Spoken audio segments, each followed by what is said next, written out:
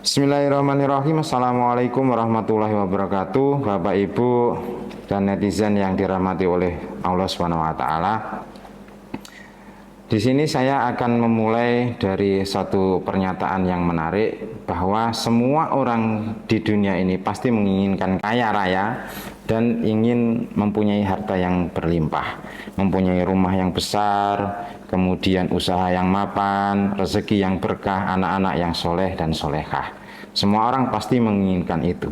Tapi ada satu fenomena yang menurut saya menarik.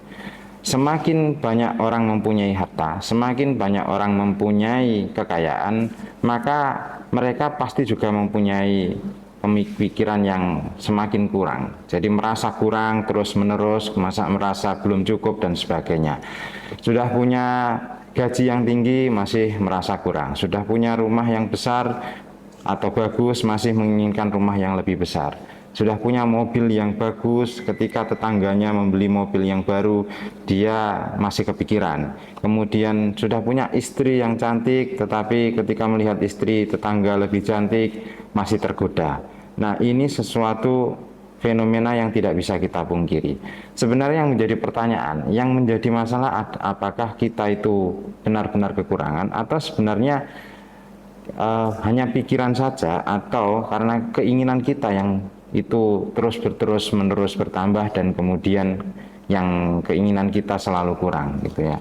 Nah, padahal kalau kita renungkan secara mendalam, konsep berkelimpahan atau konsep cukup itu sebenarnya sederhana.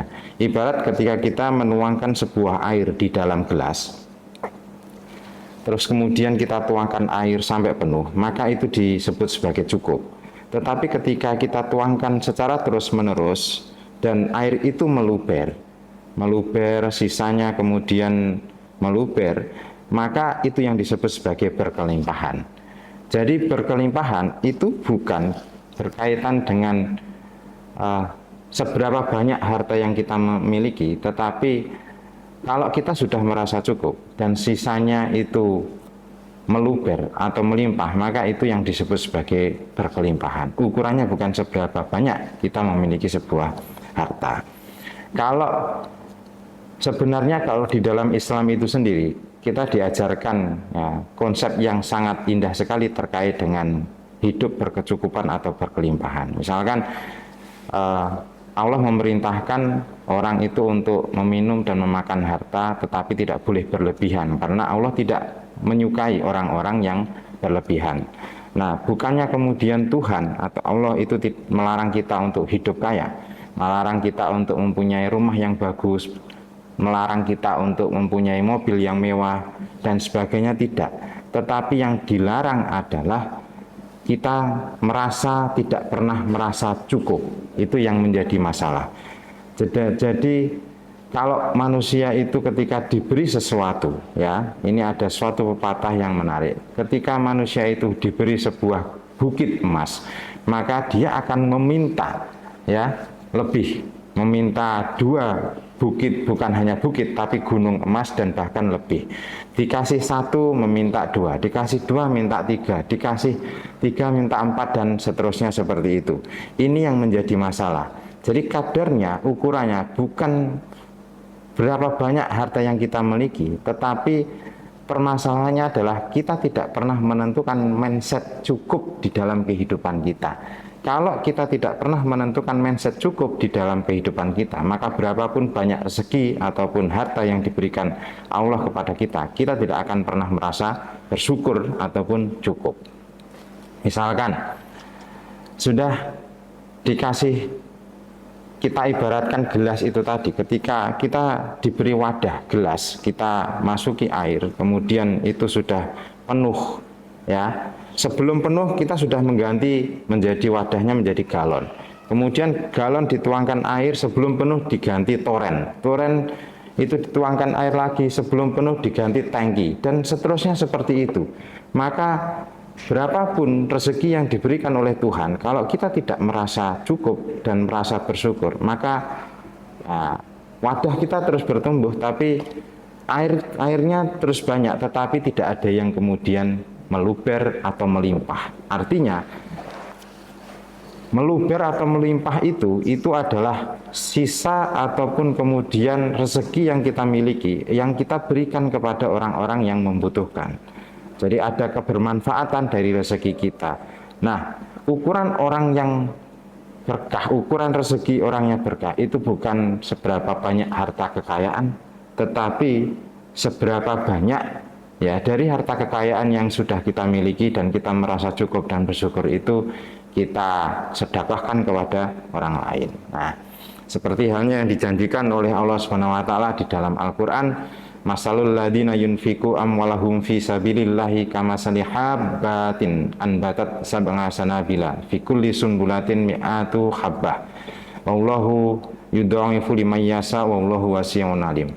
Jadi ketika orang itu bersedekah, perumpamaan orang yang menginfakkan rezekinya atau barangnya di jalan Allah, itu seperti orang menabur sebutir benih yang menumbuhkan 7 tangkai. Pada setiap tangkainya ada 100 biji. Jadi satu rezeki yang kita infakkan, yang kita sedekahkan, itu bisa berlipat ganda menjadi 700 dan sebagainya.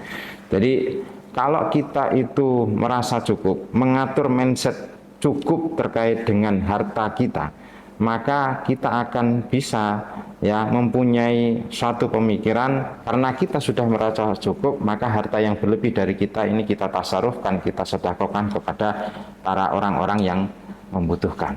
Sehingga ya kalau bersyukur kemudian diimbangi dengan berkecukupan dan sebagainya, maka kelimpahan harta kita itu bisa kita sedekahkan, memberikan manfaat kepada orang lain, dan kemudian juga bisa memberikan keberkahan kepada banyak orang.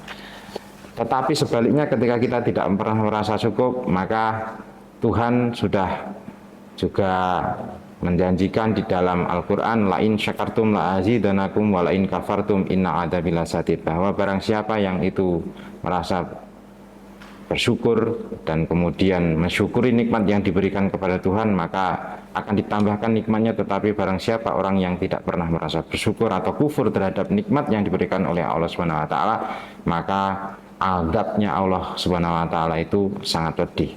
Nah, bagi orang-orang misalkan ketika tidak pernah mengatur mindset kecukupan di dalam hidupnya, ketika dia sudah mendapatkan rezeki, maka dia akan berpikir untuk selalu menambah rezeki itu dan seringkali menghalalkan segala cara untuk memperbanyak kekayaannya, memperbanyak harta bendanya dan sebagainya.